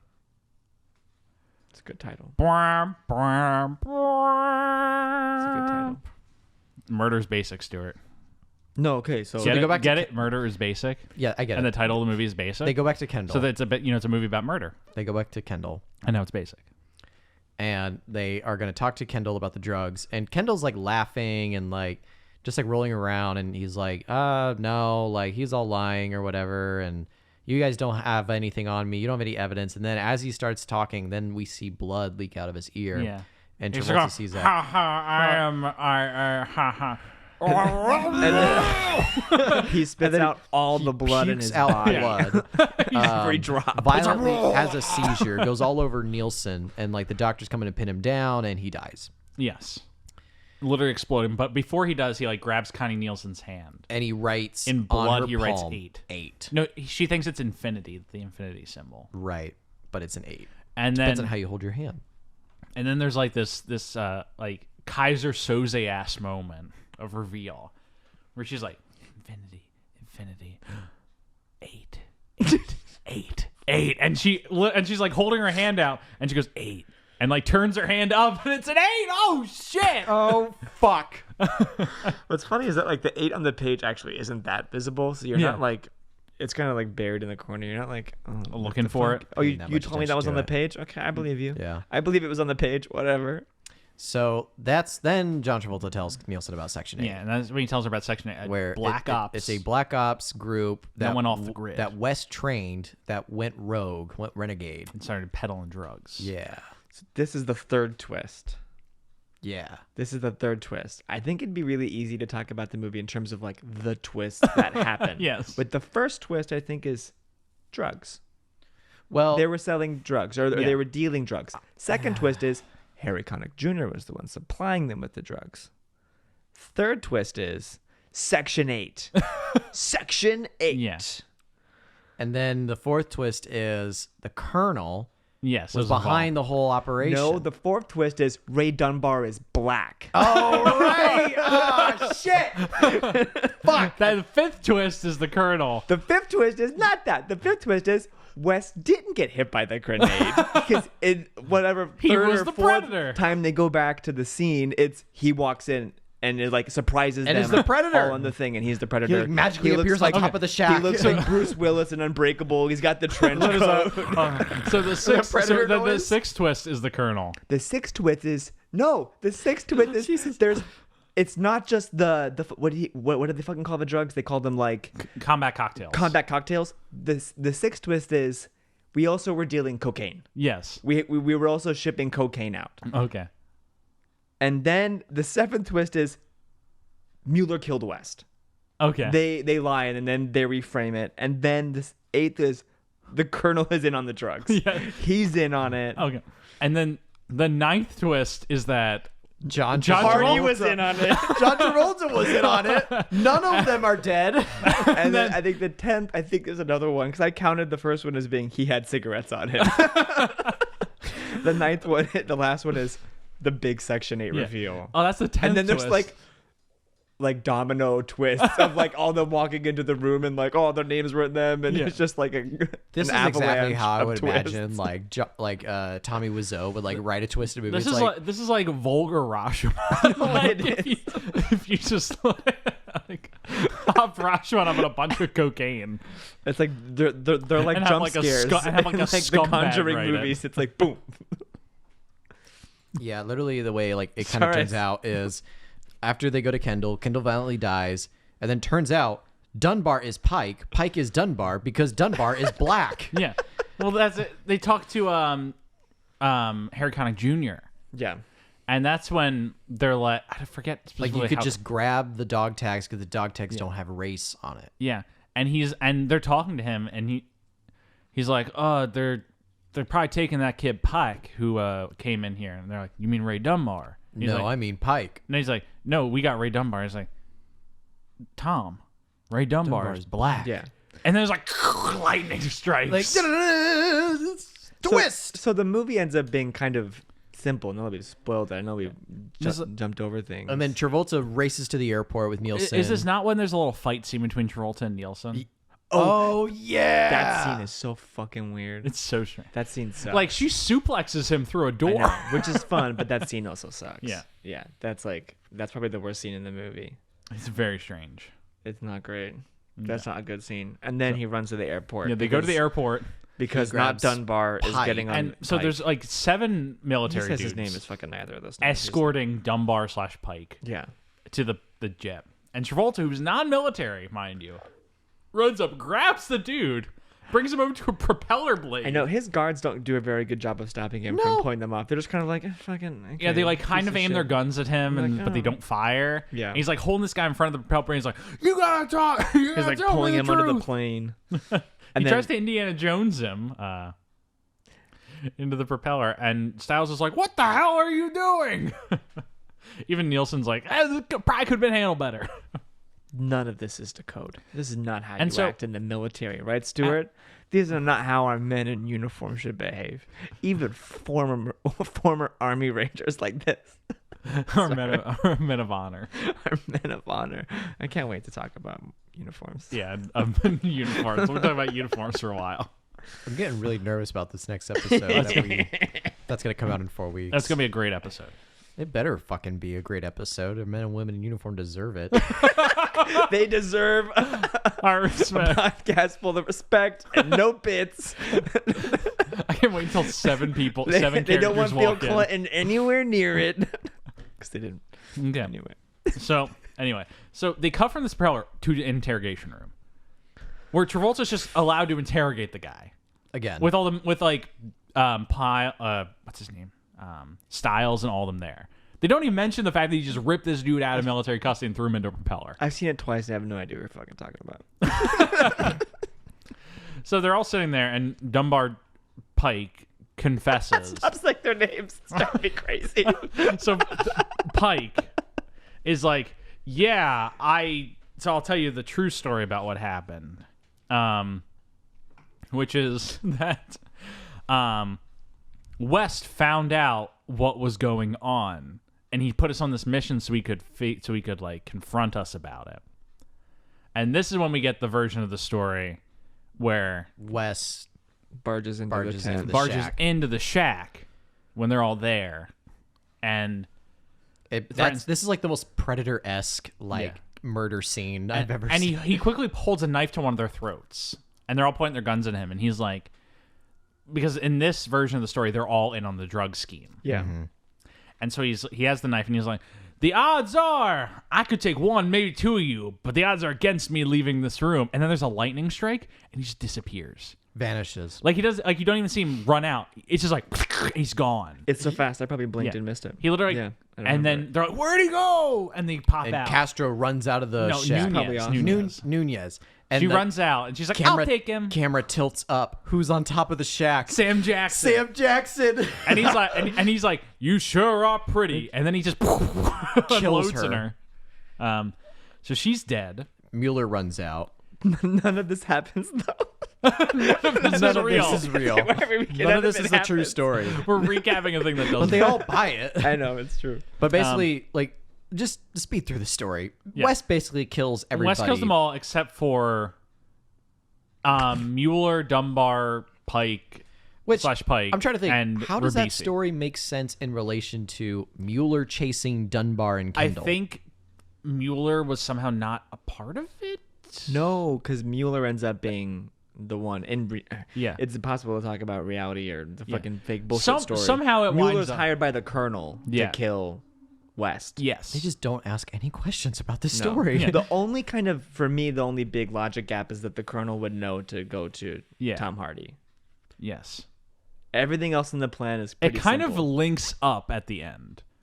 Yeah. This is a very convoluted plan, but it works. No, but it's like simple. They take Pike into custody-ish, and then Travolta and Nielsen are like wrapping up the investigation, and that's when he tells her, "You just gotta tell the story right." And that's when it goes into this like dawn of existence movie. Wait. No, you're skipping over a whole plot point. Fuck. Which of the 10 twists? You're skipping over that. It's a Colonel that the Colonel's in on. Oh yeah, the Colonel's so in on John it. Travolta walks into the Colonel's office and he's like, "I think we solved it all. I think we solved it up, except for one thing. I think you knew about this whole thing along." And so he accuses him of it, and the Colonel is like, "Well, the reason I called you is because I know you take bribes." Even though Travolta at the beginning said, "I don't take bribes." He's like, "How much is it worth when I get my operation going again?" And Nielsen hears all of this happening. Yeah. So she's like sneaking up. And Travolta's like, "I don't take bribes. I'll think about it." And he's about to step out of the room. Colonel's about to shoot him, and then Nielsen kills the Colonel. Nielsen kills the Colonel. Okay. So that plot point's over. Yes. Now Travolta and Nielsen are wrapping up the investigation. And that's when he tells him, "You just got to tell the story right." Yeah. And she remembers that from... And we get the Kaiser Soze bit where it zooms out. Gotta tell the story right. Gotta tell the story right. Gotta tell the story right. Gotta tell the story right. Unobtainium. We gotta tell the story right. I was like, "Am I gonna do it? Are you gonna do it?" But so she then follows Travolta and sees Pike getting in the Jeep with Travolta. So she follows... Is it Pike or is it Dunbar? It's none of them. Wait, Dunbar is black. So then she follows them into that town Panama City or whatever. Panama. The best moment in that montage sequence where she's like, "What is that? Does the story right?" is where Travolta's in the woods with them, and he's wearing the military vest, and he goes up and he starts stabbing everyone. It's just she's like making a version of it up in her head. Like, you just see Travolta just come out with like a butcher knife. He just stabs Sam Jackson 3 times. And just mows his way through the crowd. So she follows him through like this the Panama town, and gets to like his like an apartment. Yeah. And she sees Travolta. A giant figure 8 ball. Giant figure 8 ball. And then she sees Travolta. She sees Mueller. She sees Dunbar. And then who else walks out? Pike. Well, yeah, Pike. And then who walks Mueller's out? not there. Mueller is there. No, Mueller's the bad guy. Yeah, Mueller. No, Kendall was the bad guy. Mueller and Kendall were the bad Kendall ones. and Mueller die. Fuck. Here. They're the two who actually died. God damn it. So Nunez, Castro, Pike, Dunbar, yeah, West, and Travolta are Section 8. Yeah. but there's not 8 of them. Taye Diggs, the All-American boy, Castro Nunez, Yes. Sam Jackson. And so I hate this movie. So the only 2 people who don't make it out are the Colonel, Mueller, and Ribisi. yes, Because Mueller was hired by and the he was Colonel. shot in the beginning of the movie. Mueller God was like damn it. hired to assassinate Yeah, West out in the yeah. field. because West was closing in on the Colonel's scheme. And Mueller, that was the first And person who Ribisi- fucking died in and the movie. Mueller was and Ribisi Mueller. were the 2 who were peddling the drugs. So the movie is just about West. Also, calling up we his old buddy completely skipped over Travolta. the fact that they arrest Harry Connick Jr. at one point and then break his nose. Yeah, they break his nose. They bust him up. That was a and- while ago, yeah. but it happened. So she sees Travolta and some of the guys hanging out, and then who walks in? Who walks in, Jeff? Samuel L. Jackson. Samuel Jackson, Colonel very West much himself. alive. Very much alive. And she's like, "What the fuck is going on?" And then Yeah. they turn around. They Except he has a explain- mustache now. He has a mustache. He does have a mustache. That It's is the just- biggest twist of this movie.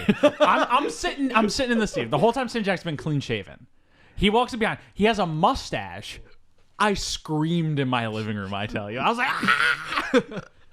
So Every perception we had of this guy was a lie. This whole movie was Well, they a lie. were lying the whole time. Yeah, They were every lying. story was false. When they were telling the story, they were like, "Oh, and West, clean shaven." So that's when Travolta and Jackson give Nielsen the real story. Yes. Which is, hey, we knew the Colonel, Mueller, and Kendall. And Harry Connick Jr. And Harry Connick Jr. were peddling the drugs. not the character he's playing, Harry Connick Jr. himself. We're in on this scene. And I knew, Samuel Jackson knew that I needed to have my buddy, Travolta, come in and you to like work some magic and to expose this whole operation by faking With legal our deaths. channels. With legal And channels. so we'd have to fake our deaths and set up this whole scheme I think so it's that simple. it worked out I for think you. it's simple. It's a very MP straightforward investigation. I know. No notes. I know. And she said, we're just gonna so- cause a bunch of fucking mayhem, piss the Colonel off, make him lose his shit and break, and then Nielsen's gonna take him out, and then It's all gonna work out. It's all going to work out. So then at the end of this, Nielsen's like, so what? Am I going to wake up with a needle in my arm, not remembering anything that happened? It's like,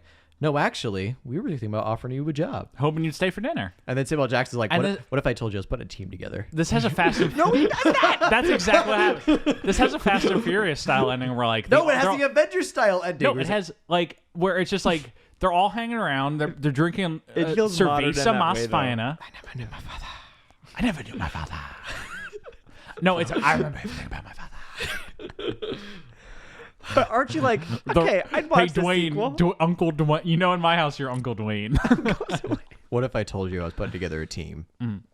And so they're all sitting around. There was an drinking. idea. They're all drinking Coronas and shit, eating food because they just hang out apparently and have a barbecue after a successful mission. I know. It sucks I don't get to see the cooking though, because I bet it's good. It's probably good cooking. I know. They're in a nice big kitchen. Yeah. And so it ends with them all like the movie takes a very different tone at this point. I know. It turns into like a comedy. You're kind of upset that there aren't like 6, 7 more basics that turned into like Fast and Furious style, Yeah. like weird adventures for the team. They're on the moon in the I last one. know. Travolta's. But it turns out the the moon's moon's not real. That's not what we thought it was. Travolta's It's not exposing the corrupt moon. It's Saturn. Moonfall. That movie has a great tag. I leave the theater every Face the time. dark side of the moon. I know. Every time that trailer comes on, I walk out of the theater. I'm like, I don't want to know what the moon is, and I know that the trailer's gonna tell me. I want to be fucking. You don't surprised. want to be surprised what the moon is. That's my last note of this movie is they're all Section 8. What the fuck? Dot, They're dot, all dot. hanging around, chatting, laughing, and then it ends with Travolta looking at the camera and winking. Right? Oh, I missed Or is that. it Sam Jack who? I winks thought at it the was Sam camera? Jackson. It's like a. It's like a. What do you fucking call it? It's like a. What do you fucking call it? It's like POV? A fucking, no, not POV. It's when you fucking do a shot reverse shot. It's like a nice little like. But one of them winks at the camera. I don't. Yeah, remember but that. they're like looking at each Yeah. other. It's like Nielsen looking at Travolta, looking at Sam Jackson, and then they're all like looking at each other, and then you just Wink. Yeah. Imagine the final statement of your career, John McTiernan's career, being winking at the camera for the being like, "I confused the shit out of you, didn't I? I really got you guys," and then going to prison immediately afterward. I know. It's What a fucking cool. baller move. and that's Cool. basic. That's basic. A very basic plot to describe. We I probably think so. I think we skipped at least 30 parts. Oh, we sure did. Um, I mean, Okay, so here I want to hear Mark's one sentence. What this I movie's do about. too. Well, I thought I said. Well, okay, all right. Let me read it. This movie. Fuck if I can read my own fucking handwriting. I think I just wrote sum up in one sentence what this movie is actually about. Okay, but this, if I'm gonna write it out, I'm gonna write it out in 1 second. Give me 1 second. You do yours real quick. I'll flip it on we're you. all doing In 1 second, just do it. Yeah, I think more of my idea in 1 was to second just do what it. this movie is about. Or not, yeah, 1 second, but just one sentence. It wasn't. In terms of theme or plot? No, just like the events that happen. It's about. This movie's about exposing corruption from within. It's about guiding legal. It's about trying to manipulate legal channels to achieve a legal goal. Confusingly, An army sergeant. Yeah. Exposes military druggery and recruits. Oh, we're talking like a little log line. And like recruits, but like no, just like the events of the movie. I think that is the best challenge for this. And like recruits, create a log line for this movie. A secret nice recruits hopeful prospect. Yeah. Like it's just very. At the end of the day, kind of a straightforward pitch. It's a very when you just kind of break it down. After a squad of Army Rangers I was really overthinking goes this missing assignment. and turns on each other on a training exercise, a DEA agent is hired to uncover the truth, which leads to an exposing of corruption from within. An elite that goes all the way an to the elite top. military unit goes Disgraced DEA agent an Tom elite Hardy. military group goes undercover to expose corruption and drug smuggling within the military.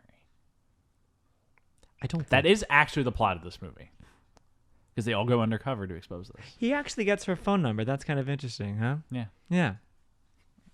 I think that part kind of sucks. But yeah.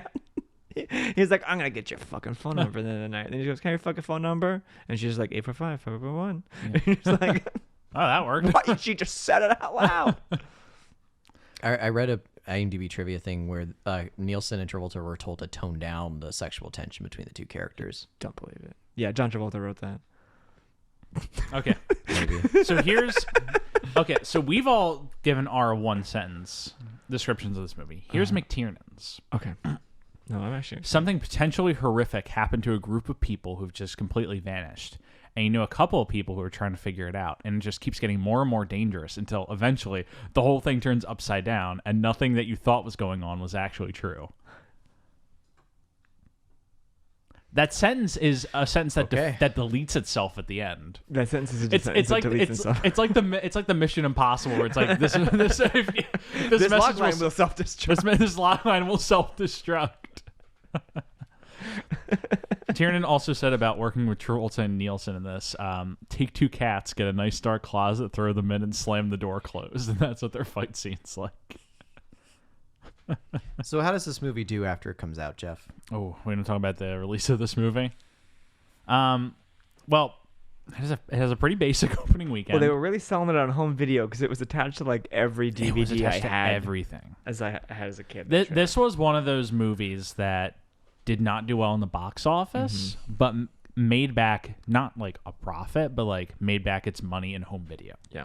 So it comes right at like the DVD boom. And Samuel like, Jackson's on the cover of the DVD. Yeah, I mean, like this is a big time like DVD blockbuster or AMC channel rental. It only makes 11.5 opening weekend, total of 42.8. It's like not great for a $50 million budget. It loses money, but like I said, and pretty much it makes back even when it comes out, when DVDs and all are included. Yeah, home video. It does not get great reviews. Has a 21% on Rotten Tomatoes. Roger Ebert says. Oh, this was funny. Yeah. Roger Ebert says very funny. Not a film that could be understood. It is all smoke and no mirrors. If I were to see it again and again, I might be able to extract an underlying logic from it. But the problem is when a movie's not worth seeing twice, it had better get the job done the first time through. Roger Ebert's so mad at this movie. I get it. I agree with Roger Ebert on this one. I think it's all mirrors. Yeah, it's all mirrors, no smoke. No, seriously. Because you can see everything. It just doesn't make any sense. Everything. Every time you like talk to somebody, they're bouncing you back at somebody else. Talk to me again. Talk to me again. What a picture. What a picture. What does this do for So you didn't like it? No, I didn't like it. Yeah. frustrating to watch. Yeah, it's just I was trying to keep track of like all the twists, and this fucking car alarm's bugging the shit out of me. I think, and we make honestly the perfect gamut of views on this movie. I think Mark really likes it. I like a movie that's just like so confident. In its convolution. And just like, we're so fucking smart and clever, and I'm outsmarting everybody who ever saw a twist coming. I like movies that drive themselves off a cliff. Yeah. I think that's very good. I think this movie is like trying to insult its audience. And I'm not a fan of that. It's an aggressive movie towards its audience. Yeah, it's In like, terms like, you think you figured out? Well, fuck you. Here's some new information. Some new information, man. And it's like, I literally, like, I just go back to my screening pitch metaphor, where it's like literally the writer is just like, you think that he's done with the pitch, and he's like, okay, and then they think it's like, oh, then the Colonel's in on it, and like, oh, that seems like a good movie, and then it gets even crazier. I'm like, oh, Jesus fuck. Like, pretty much the reveal at the end of this movie is that everyone in the military is either a secret operative or involved in drug operations. The entire time I'm watching this movie, I just kept thinking, like, this is a rabid dog that needs to be put down. Oh shit! Before it bites everybody. That's just rude. That's just disrespectful. It's the truth. Vibey. In regards to what this does for Travolta, not much. Not much. Or Sam Jackson. I mean, Sam Jackson's does not hurt or helped by any movie. Here's what I'd ask. He's Sam Jackson. Yeah. Here's what I'd ask you though: is after this movie, when's his next movie? Is he the lead of, or is he, because it's Punisher? He's supporting. Here's the thing. Yeah, right after this movie. I'm bringing up the filmography right now. I feel like the next few are supporting roles for him. He this is his last lead action role for a little bit. Yeah. Actually, yeah, for a good while. That doesn't do well for him, and he's kind of Hollywood's kind of like, you're not leading our $50 million action movies anymore. No. You can be in them, but I don't know. We're gonna need you can go back to being the head. We're gonna need us, like, we're still gonna put you in big movies. But you're not our anchor anymore. Yeah, no. Is Be Cool 05 or 06? He's the lead of that, no? He is the lead of Be Cool. Yeah. And that's selling off of being a sequel to one of his biggest movies. Yeah. But in terms that makes sense. I mean, the next few we have are Punisher, Love Song for Bobby Long, Ladder 49, and Be Cool. And I've not seen Love Song for Bobby Long yet. But the only one I know of those where he's the lead is Be Cool. Yeah. And then it takes a little bit after that, and then he's Lonely Hearts. And then he's in an ensemble with Wild Hogs, Hairspray. He's the lead in Bolt, but it's animated, and that's basically the end of his A-list run. Yeah. After that's when he settles into supporting roles in action movies or like lead roles in like $5 million red box movies. What's Samuel Jackson's next movie after this? Sam Jackson? I mean, he probably does 10 movies the week after this comes out. But he's supporting way more often in the 90s than, I mean, obviously. His immediate follow-up to this is SWAT. Yeah, okay. He's kind of. And then Twisted, Kill Bill Volume 2, which he's in like 3 seconds of. Yeah. The Incredibles. Yep. Triple X State of the Union. Oh, I forgot about Unforgivable Blackness, Coach Carter, and then Revenge of the Sith. Because Sam Jackson's doing so many movies. I mean, he still does so many movies, but he's doing a lot of movies at that time. Stuart, why are you taking a picture of me? I'm just taking a because he thinks you look cute. Thank you. That's very, very nice. But yeah, this is getting those new mics. This is very much the end of Travolta's action movie star run until he settles into the red box action movie era. After that'll be fun for you, huh? Stuart's very excited for that. Mm-hmm. After this is when he's... It's really going to be worth an hour and a half setting up a mic for that one, huh? For all of those, Spencer? Stuart's very excited for the day when we have to record... I gotta set this mic up. We're I gotta talk about Killing Season and The Forger in one day. Yeah. I Am Wrath. I am Wrath. I mean, like, I think there is something that I'm almost going to probably end all of our episodes on, which is I was really rooting for this guy for a while. And after Battlefield Earth, which was a movie that was explicitly his fault and how terrible it is, not just in the movie itself, but in also what he brings to it performance-wise. All fast. You think his performance isn't great in Battlefield It's Earth? terrible. What? Mark, this is literally what... You mean the bartender? I'm gonna watch it. Mark, there's a part. I wouldn't kill your friend. Like, Mark, there's a part in it where Forrest Whitaker is like trying to pull one over on Travolta, and he's like, "I have a secret source who gives me information, and he has a copy of the drive that if you kill me, he'll reveal your misdeeds to the whole world." And Travolta's like, "That's very good. Except, by your secret source, do you mean the bartender?" And he pulls out the bartender's severed head out of like a drawer, and he's like, Is he the lead of Battlefield Earth? Or is he the bad guy? villain. He's the big bad villain. Who's the lead? Johnny Goodboy. Johnny Tyler Goodboy. No, what's the actor's name? I've erased that movie. He was the sniper. Barry Pepper. Yeah, he was the It's sniper. Barry Pepper. Yeah, So- Barry Pepper's the lead of Battlefield. You remember Saving Private Ryan? Yeah. No, You know I the know sniper? Barry He knows Pepper. who he I know is. Barry Pepper is. Holy fuck. He's the lead of Battlefield. How is he like? Is he playing like a Luke Skywalker type? Is he like Kinda. like a young Kind like a of. kid? He's like the a- chosen one. He's playing the yeah. chosen one of like an Aboriginal village Oh my who gosh. goes on an adventure and discovers the wreckage of humanity. You could probably do a podcast where you just bring somebody new on each week and explain Explain Battlefield the Earth plot to of them. Battlefield Earth. I will kill myself.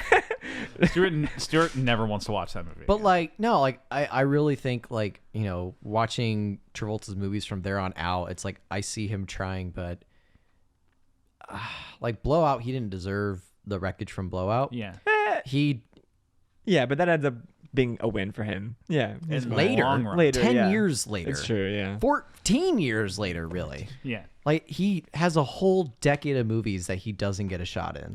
It'd have been different if people had been. I mean, Yeah. obviously, yeah. We talked about that Kinda a lot. close. But this movie, like from Battlefield Earth onwards, it's like, man, like you climbed up to the top and you were doing so well, and then you said you aimed your sights and goals on something you felt so strongly and passionate about, and it was really bad. Like really, really, really, like just like I don't think we've talked about a worse movie than Battlefield Earth.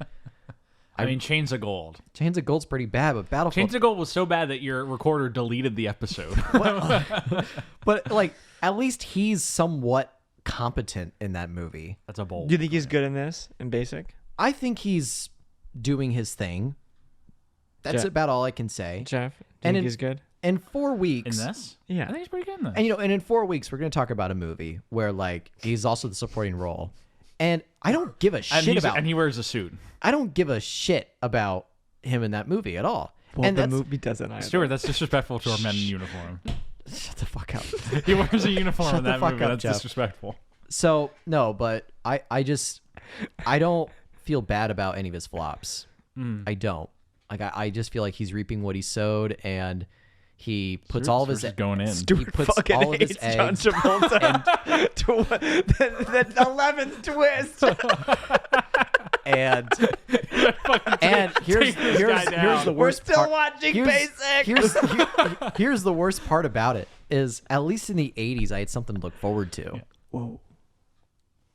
I mean, Stuart, you have Ladder 49 to look forward to. You have Wild Hogs to look forward to. Hairspray, Bolt, Great. Gotti. Okay, but here's my question too. Gotti, though. This isn't the movie that broke you. Battlefield Earth broke Battlefield you. Earth was what broke me. That broke you. And it just like it's like you see someone who I'm gonna be an Olympic like track runner, and you're like, no, Dad, you really should. It's like I'm really Yeah. gonna do it. And he goes through the whole training part, and like 5 years of training, he like keeps doing it, and you just the whole 5 years you're like, don't do it, Dad, don't. And then he does his first race, and he like shits himself on the track Yeah. on live air, like in front of international But television, that's like worldwide audience. interesting though, for like his arc as like a And celebrity. literally, it's like though, you right? told him for 5 long years that what he was trying to do and accomplish was a bad idea, and the instant he tries to do it, shats the bed, and all you can do is like That was the final L. You think he never comes back with a W after that? no, I think He comes like, back with some W's after. I think, yeah, like I agree with what Jeff said in terms of like how we're splitting up his 3-act structure, but like Battlefield Earth, it isn't like a single direction in his arcs. Like, the beginnings era is like a spike up Yeah. and then like immediate down and then just plateau down, and then that's like the arc in the beginnings era.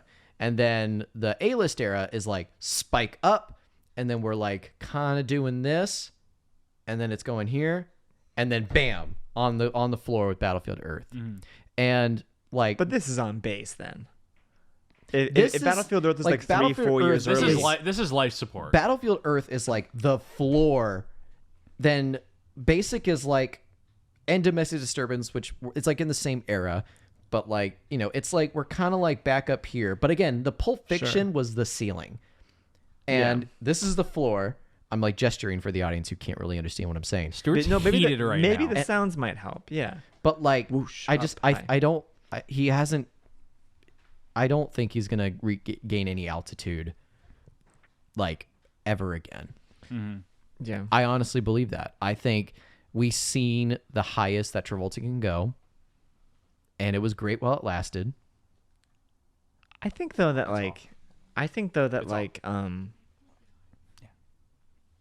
There's a conversation happening. Turning on the two wild cats live in a room. So that's my rant. It's just like I see a bad Travolta movie and nothing surprises me about it, and I have no effort into seeing the next one. I will, because I'm doing this podcast with you, Jeff. Yeah, we still got 30 more movies to go. We still got 30 more movies to do, and yeah. This podcast becomes slowly just like a disintegration of Stuart. Stuart just Honestly, withering it away. might. I surely Watch a man unravel. Setting up I these, truly think listen, when like, we get to Life on a Line, Stuart is literally going to be a Life on a Line. setting up these mics, as difficult as it fucking was, and then just to talk about Basic.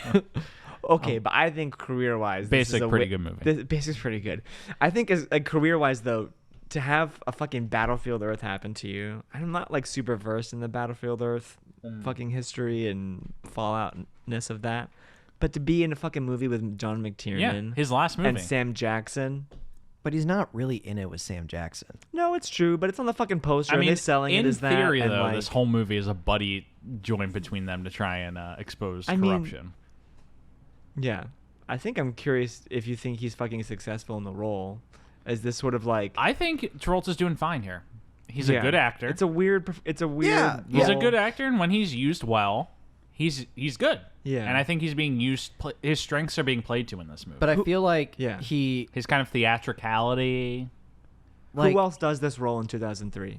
If he passes and the movie goes, who does it in 2003? Do they do? You get fucking I mean, it has to be someone Bruce who's like, to do it. Do you get like? like you get a Willis maybe. Yeah. But It's almost kind of like he's like a cocky fucking like Robert Yeah. Downey Jr. type though. He's like, Travolta it- just has a that's certain early for energy Robert, but, like- that fits this role. yeah, he's like, Like he kind of has this like this jovial personality that he brings to everything that he Yeah. does. Where it's like he's kind of a slacker. He just doesn't really he cares, but he doesn't care. yeah. It's gonna hit me in like a day. Who else would do it? But Yeah. I think he's good for Well, it. we will add a postscript to this And a episode. postscript. Yeah. yeah, Basic. I've lost a lot of the passion for Travolta since Oh Battlefield my Oh, you're Earth. getting God. it back. You're getting it back. In a few minutes, we're going to be talking about. I know. Stuart's I going to be know. crying. I hope in for the club. I know. I hope for audiences listening that in a couple weeks you just hear like fucking Stuart jumping up and down the table. You just hear, just like- saluting him, hitting himself in the head. You're gonna just hear so talking much- about our fireman. You could just, All right, you're gonna so thanks you're for gonna listening be to the so episode, bruised folks. on your forehead from hitting it so hard with that salute. And thank you Thank so you much. for listening to this. Mark, do you have any last minute thoughts? I think the propeller scene's fucking scary. Yes, it seems I good still as think hell. it's scary. All right. It'd be a horrible way to go. Thank you, folks, for listening to Basic. Thank you, Mark, so much for joining us. Best. You guys will be hearing Mark again very soon, in case you hadn't picked up the hints. But as always, please make sure to rate, review, subscribe on whatever platforms you're listening on. As a reminder, we are available on Spotify, Apple Podcasts, Google Podcasts, and YouTube. As always, you can find us at Travolting Pod on Twitter or Instagram. Email us, travoltingpodcast@gmail.com for updates and fun stuff on the social. Yeah, you pop to our Reddit, r/Travolting. I just had to remember that one. Find me on Twitter at Jeff W. Sweeney. Find me on Instagram at StuartNumber95. I recently started posting again. Mark, anything you want to plug? No, my phone charger maybe my fucking He wants to plug his phone. my battery's kind of low. That's it. Plugging that. And special thanks to Rebecca Johnson for our graphic design, Michael Van Bodegum Smith for our theme music, and a new thank you we're going to have to add every week, Nicole Johnson for running our social media. Wow. Wow. I believe this will be the first episode she'll be jumping in on. So thank I you, love Nicole. it. Cool. Awesome. All right, so we'll see you folks best. next week for our episode on The Punisher with David Wilzinski. And as always, on Obtanium.